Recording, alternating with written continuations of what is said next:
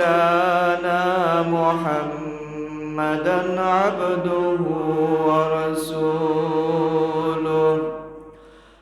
أرسله بالحق بشيرا ونذيرا وداعيا إلى الله بإذنه سراجا وقمرا منيرا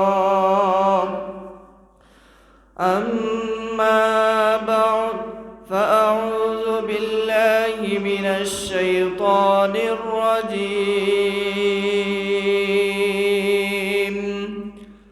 بسم الله الرحمن الرحيم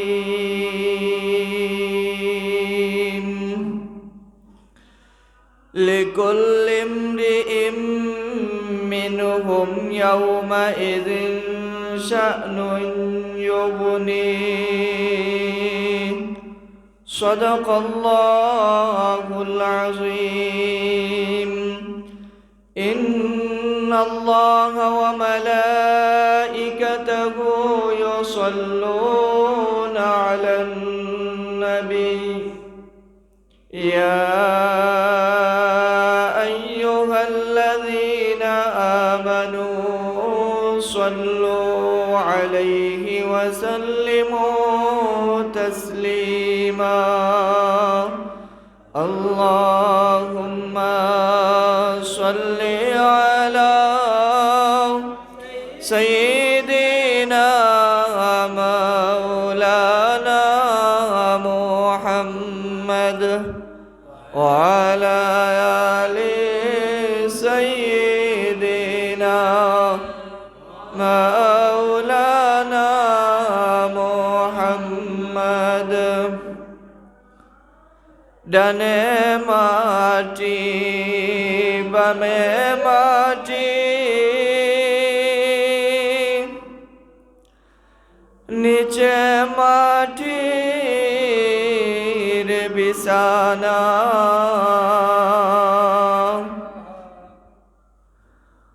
উপরেতে বাঁশের চাটি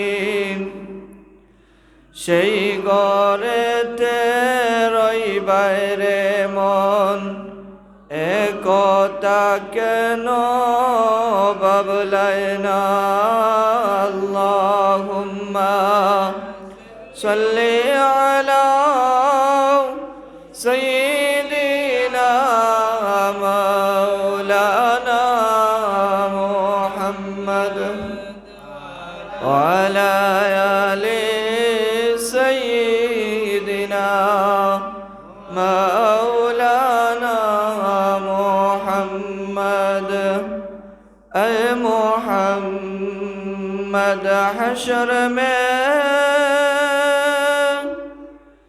ساتھی بنا لینا مجھے سینہ پہ دست کرم رت کے نبالنا مجھے اللہم صلی علی سیدنا مولانا محمد وعلى آل سیدنا মাওলানা মুহাম্মদ। কিছু সময় আমরা মন খুলিয়া দিল লাগাইয়া আল্লাহ তাআলারে খুশি করার লাগি আমরা একটা সময় জিকির করবো। লা ইলাহা ইল্লাল্লাহ লা ইলাহা ইল্লাল্লাহ লা ইলাহা ইল্লাল্লাহ লা ইলাহা ইল্লাল্লাহ লা ইলাহা ইল্লাল্লাহ লা ইলাহা ইল্লাল্লাহ লা ইলাহা ইল্লাল্লাহ লা ইলাহা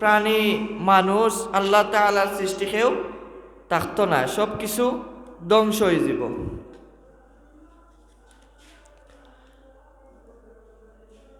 নবী করিম সাল্লাল্লাহু আলাইহি ওয়াসাল্লামে কইরা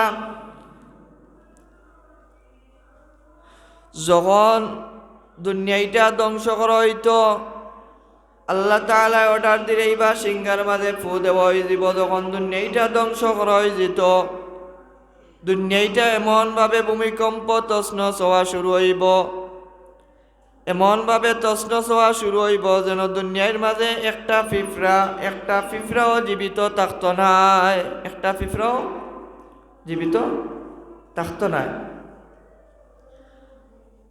এই যে দিন ভয়ঙ্কর দিন থাকবো, এই দিনের লাগে আল্লাহ তাআলার কাছে আপনি আমরা প্রত্যেকে পানা চাইতাম। আমরা আল্লাহ তাআলার কাছে প্রত্যেকে পানা চাইতাম যাতে আল্লাহ তাআলা আমরারে কোনোদিন দুনিয়ায় আযাব না দেন, আল্লাহ তাআলা আমরারে দুনিয়ায় আযাব না দেন। এবং যখন দুনিয়া থেকে আমরা তুলি লিবা, আমরা জান কবজ করে লিবা, তখন যেন এই সময়টা আমরা সহজ হয়। আজরাইল আলাইহিস সালাতু ওয়াসাল্লামে যখন আপনার কাছে তাইবা, আমার কাছে তাইবা, প্রত্যেক মানুষের যখন কাছে তাইবা, তখন এই সময়টা যখন আমরা আইব, এই সময়টা যখন আমরা আইব তখন যেন এই সময়টা আমরা বালা সময় কাটে। আজরাইল আলাইহিস সালাতু ওয়াসাল্লামে যখন জান কবজ করবা তখন যেন সহজ করে জানটা কবজ করেন।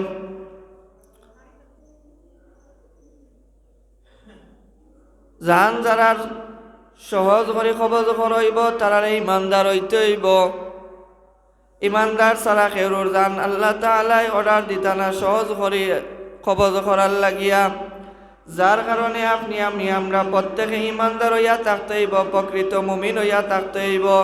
যদি প্রকৃত ইমানদার হইয়া থাকি, প্রকৃত মুমিন হইয়া থাকি, তাইলে আমরা জান, আপনার জান, আমার জান আল্লাহ তাআলা অর্ডার দিবা সহজ করে নেওয়ার লাগিয়া, সহজ করে নেওয়ার লাগিয়া। আমি যে আয়াত তিলাওয়াত করছি, লিকুল্লি ইমরিইম মিনহুম ইয়াওমাইযিন শা'নুন ইউগনি। আল্লাহ তাআলা তানোর বাণী দ্বারা কুরআন শরীফ সূরাত আবাসার মধ্যে 30 নম্বর ফারাত আছে। এই সূরা এখানের মধ্যে আল্লাহ তাআলা কইয়া দিরা যে প্রত্যেক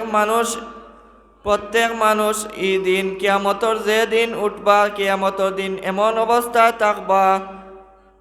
অবস্থায় থাকবা যে তানোর খাসাত খেয়াছন কইতা পারতা না, তানোর সামনে খেয়াছন কইতা পারতা না, তানোর পিছনে খেয়াছন কইতা পারতা না, সে কোন দিকে যাইরা সেও কইতে পারত না। হে নিজর লাগি ইয়া নফসি কইতে থাকবো, নিজর লাগি ইয়া নফসি কইতে থাকবো।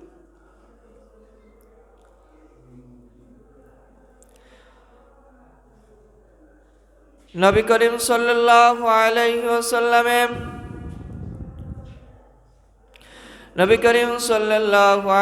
ওয়াসাল্লাম রে তানোর স্ত্রী একজনে কইলা যে কিয়ামতর এই দিনের অবস্থা কেমন হইব। নবী করিম সাল্লাল্লাহু আলাইহি ওয়াসাল্লামে কইরা যখন দুনিয়াটা ধ্বংস হয়ে যাব, 40টা বছর আলমে বরজখর মাঝে তারা থাকবা। যখন কিয়ামতর ডাক পড়ে দিব, কিয়ামতর সময় হয়ে যাব, তখন প্রত্যেকে উঠতে থাকবা। উঠি এমনভাবে দৌড়ানি শুরু করবা কিয়ামতর ময়দানে যাওয়ার লাগিয়া। এমনভাবে খাওয়া হয়েছে, বর্ণনা দেওয়া হয়েছে যে তানোর শরীরের মাঝে কোনো কাপড় থাকতো নাই। নবী করিম সাল্লাল্লাহু আলাইহি ওয়াসাল্লাম রে কইলা যে যখন কোনো শরীরের মাঝে কাপড় থাকতো না, তাইলে তো একটা লজ্জাজনক একটা সময় যাইব। নবী করিম সাল্লাল্লাহু আলাইহি ওয়াসাল্লামে তানোর জবাবে কইলা, এই যে সময় যাইব, এই সময়টা তোমার ডানেকে তুমি কইতে পারতাই না, তোমার বামেকে তুমি কইতে পারতাই না, তোমার সামনেকে তুমি কইতে পারতাই না, তোমার পিছনেকে তুমি কইতে পারতাই না, এমনকি তোমার নিজের শরীরের মাঝে কাপড় আছে কিনা তুমি তাও চিন্তা করতে পারতাই না। কিয়ামতর ময়দান বিচার শুরু হওয়ার আগে এমনভাবে মানুষ পেরেশানির মাঝে থাকবো যে তার নিজের শরীরের মাঝে কাপড় নাই, হে কইতে পারতো না, তাইলে অন্য জনের কাপড় নাই কিভাবে কইব, এই চিন্তাও সময় নাই।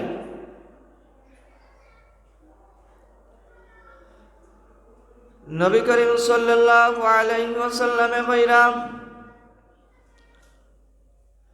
এই যে সময়টা থাকবো কিয়ামতের ময়দানে, এই যে সময়টা থাকবো অনেক ভয়ানক একটা সময় থাকবো। যারারে আল্লাহ তাআলা বিচারের মাধ্যমে জান্নাতি করিলিবা তারার আর মৃত্যু হইত নাই। তারা যখন জীবিত হইব তারার আর মৃত্যু হইত নাই। কিন্তু যারারে আল্লাহ তাআলা দুজখী বানাইয়া দিলাইবা তারার শাস্তি কিভাবে হইব? এমনও শাস্তি আছে যে শাস্তি দেওয়া মাত্র হে মারা যাইব। কিন্তু নবী করিম সাল্লাল্লাহু আলাইহি ওয়াসাল্লামে কইরা যে যার শাস্তি হইব, যে শাস্তি দেওয়ার কারণে তারে মৃত্যুবরণ করতে হইব, তারে পুনরায় আবার জীবিত করা হইব, জীবিত করিয়া আবার তারে শাস্তি দেওয়া হইব, মৃত করা হইব, আবার তারে জীবিত করা হইব, তারে আবার শাস্তি দেওয়া হইব, আবার তারে মৃত করা হইব, আবার তারে জীবিত করা হইব। এইভাবে তারে শাস্তি দিতে থাকবা, এইভাবে শাস্তি দিতে থাকবা।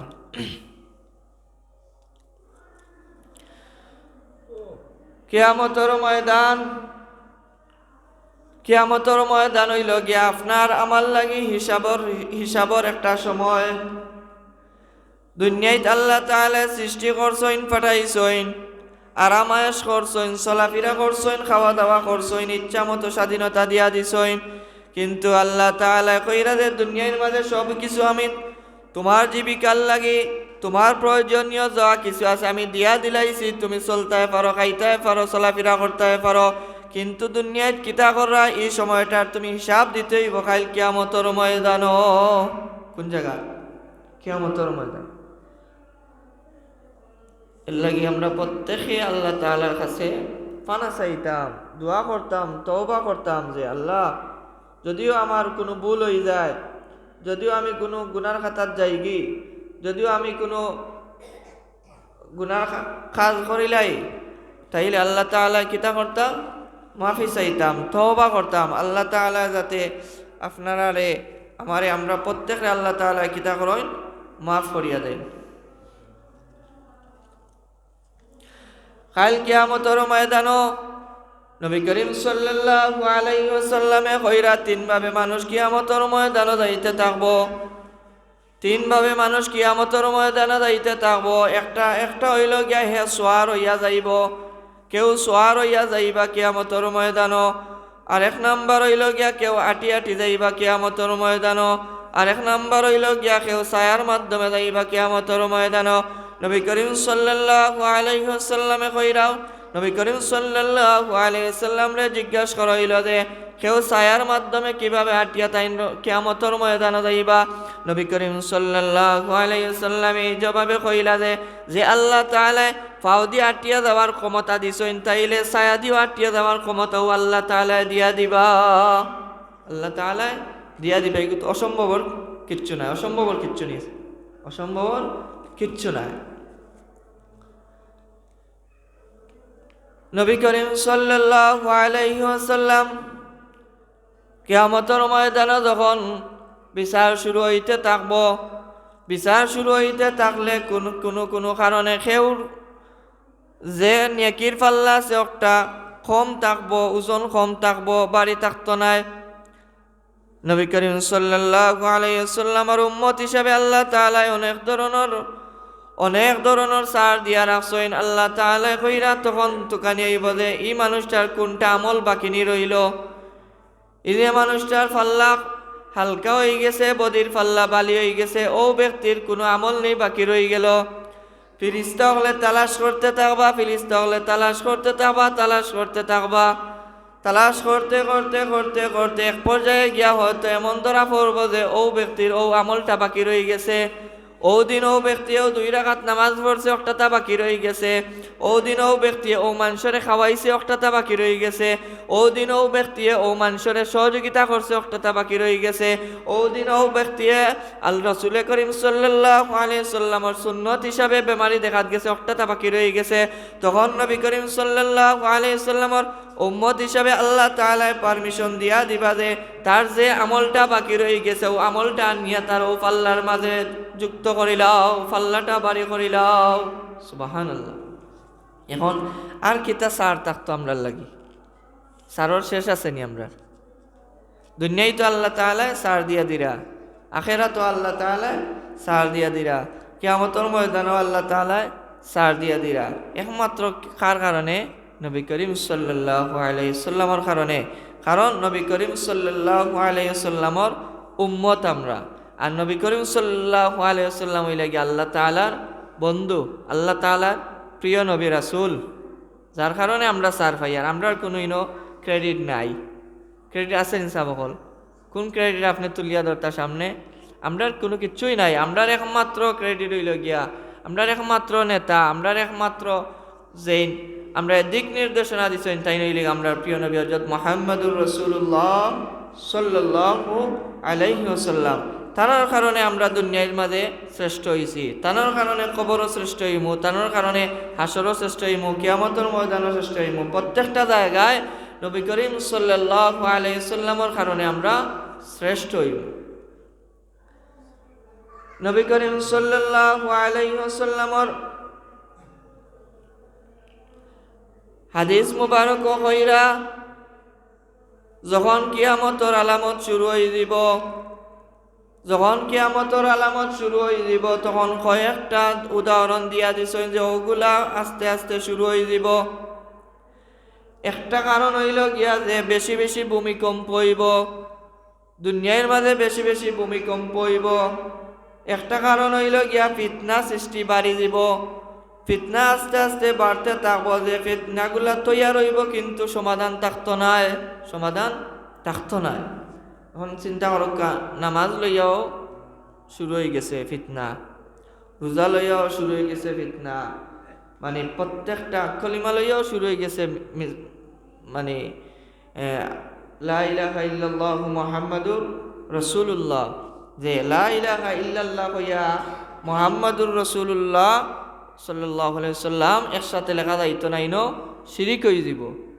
আপনি আমি কইরাম একসাথে লেখা যাইতো না, কিন্তু আদম ও হাওয়া যখন, আদম আলাইহিস সালাম ও হাওয়া আলাইহিস সালাম যখন পৃথক হয়ে গেলা, আলাদা হয়ে গেলা, জান্নাত থেকে বাইর করিয়া দিলাইলা, খান্দিতে খান্দিতে খান্দিতে খান্দিতে এক পর্যায়ে গিয়ে আদম আলাইহিস সালাতু ওয়াস সালামর মাথার মাঝে চিন্তা আইল যে জান্নাতর চৌকাঠর মাঝে জান্নাতর টাইম দেখছেন যে লা ইলাহা ইল্লাল্লাহু মুহাম্মাদুর রাসূলুল্লাহ সাল্লাল্লাহু আলাইহি ওয়াসাল্লাম লেখা আছে। তখন তাই ও নামর উসিলা লইয়া আল্লাহ তাআলার কাছে দোয়া করলা, দোয়া করার কারণে তারা আল্লাহ তাআলা মাফ করিয়া দিলা, একত্রিত করিয়া দিলা। যখন এই জান্নাতর মাঝে আল্লাহ তাআলা লিখিয়া দিতে পারছেন যে লা ইলাহা ইল্লাল্লাহু মুহাম্মাদুর রাসূলুল্লাহ, তাইলে আমরা যদি আমরা ঘরের মাঝে হোক, মসজিদের মাঝে হোক, খাতার মাঝে হোক, যে কোনো জায়গার মাঝে হোক, যদি লেখি লা ইলাহা ইল্লাল্লাহু মুহাম্মাদুর রাসূলুল্লাহ সাল্লাল্লাহু আলাইহি ওয়াসাল্লাম, তাইলে এখানে শিরিক হইতো, তাইলে এখানে শিরিক হইতো। আর হাদিস শরীফ আছে যে প্রথম এক নম্বর হইল গিয়া যে আপনার নিয়ত অনুযায়ী করা হইব। এখন আপনি আমি যদি নিয়ত অনুযায়ী আমরা নিয়তরে সহি রাখি, প্রত্যেকটা কাজও, প্রত্যেকটা নিয়মও, প্রত্যেক কাজের বেলায় যে আমরা নিয়তরে সহি রাখি, তাইলে তো আর কোনো বাধা হয় না, শিরিকর কোনো মাথায় নেই। আমরা শরিক করি আননি রাসূল করিম সাল্লাল্লাহু আলাইহি ওয়াসাল্লাম, যে আল্লাহ জালাকান নবী করিম সাল্লাল্লাহু আলাইহি ওয়াসাল্লাম নাউযুবিল্লাহ ইলাকান তো কইয়ান না, আমরা তো নিয়ত সহি আছে। এখান নবী আল্লাহ তাআলা ঘোষণা দিয়েছেন যে তানোর প্রিয় বান্ধব ইলাকে নবী করিম সাল্লাল্লাহু আলাইহি ওয়াসাল্লাম, আল্লাহ তাআলা স্বয়ং নবী করিম সাল্লাল্লাহু আলাইহি সাল্লামের উপরে দুরূদ শরীফ পড়ই, আল্লাহ তাআলা পড়ই, আমরাও কইছেন ফরাল লাগিয়া। আমরা যদি একবার দুরূদ শরীফ পড়ি নবী করিম সাল্লাল্লাহু আলাইহি সাল্লামের উপরে, তাইলে 10টা গুনাহ মাফ করিয়া দেওয়া হয়, 10টা নাকি দেওয়া হয়। তাইলে ইনো লস খানো থেকে তো আমরা ভাইয়ান না, অসুবিধা আছে নি লা ইলাহা ইল্লাল্লাহু মুহাম্মাদুর রাসূলুল্লাহ কইলে? লেখলে যদি অসুবিধা হয়ে যায়, আপনি যদি রাইটিং করতে অসুবিধা হয়ে যায় লা ইলাহা ইল্লাল্লাহু মুহাম্মাদুর রাসূলুল্লাহ, তাইলে আমার একটা প্রশ্ন হইল গিয়া আমি যখন কালিমা পড়মু, একজন বিধর্মী যখন ধর্মের মাঝে আইয়া ঢুকবো, তখন তো তারে কালিমা পড়তে হইব, তখন তো হে তার জবান দিয়া পড়লা ইলাহা ইল্লাল্লাহু মুহাম্মাদুর রাসূলুল্লাহ, হে তো কালিমা পড়ের মুখ দিয়া লা ইলাহা ইল্লাল্লাহু মুহাম্মাদুর রাসূলুল্লাহ, তাইলে তো আপনার জবানও শিরিক থাকতো। যদি রাইটিংও শিরিক থাকে তাইলে আপনার জবানও হওয়ার বেলা তো শিরিক হইতো। ঠিক না হিসাব হল লেখার তো আলি ভুল হইতে পারে না আপনি মুখ দিও খইরা একজন বিধর্মী যদি ঈদর মরে অ্যাকসেপ্ট করে গ্রহণ করে ঢুকে আইয়া তাইলে কালিমা পড়তে হইব না নি সাবল কালিমা পড়তে হইব তো ইমান আনতে হইব নবীর উপরে ইমান আনতে হইব আল্লাহ তাআলার উপরে ইমান আনতে হইব দুনিয়ায় পরে আখেরাত আছে ইমান আনতে হইব যে কবরও যাইব কবরও হে আবার জীবিত হইব জীবিত হওয়ার পরে তারে সওয়াল জবাব করা হইব এগুলার প্রতি তো ইমান আনতে হইব আর তাই যদি ইমান আনেন তাইলে তো তানরে কালিমা পড়তে হইব লা ইলাহা ইল্লাল্লাহু মুহাম্মাদুর রাসূলুল্লাহ তাইলে ও যে একটা উদাহরণ দিলাম আমি যে ফিতনা বাড়ি দিব এখন ফিতনা আইতে আইতে আইতে আইতে আমরা যে কালিমা পড়ি আমরা ইসলাম ধর্মের মাঝে ঢুকি যে কালিমা পড়ি আমরা নবী করিম সাল্লাল্লাহু আলাইহি সাল্লামরে বিশ্বাস করছি আল্লাহ তাআলারে বিশ্বাস করছি ও কালিমার মাঝেও ফিতনা শুরু হয়ে গেছে একটু হইল গিয়ে একটা কিয়ামতর আলামত যার কারণে অনেক আলামত আছে সাবকল পর্যায়ক্রমে আমি যতটুকু পারি আলোচনা করমুনে আল্লাহ তাআলা আমরারে প্রত্যেকরে আল্লাহ তাআলা তৌফিক দান করতা যতটুকু আলোচনা করি আল্লাহ তাআলা আমল করার শোনার বুঝার আমল করার তৌফিক দান করতা দুরূদ শরীফ পড়ি সাল্লাল্লাহু আলা সাইয়্যিদিনা ওয়া মাওলানা মুহাম্মদ ওয়া আলা আলিহি ওয়া আসহাবিহি ওয়া সাল্লাম সাল্লাল্লাহু আলা সাইয়্যিদিনা ওয়া মাওলানা মুহাম্মদ ওয়া আলা আলিহি ওয়া আসহাবিহি ওয়া সাল্লাম আপনার একটা খুশি সংবাদ আপনার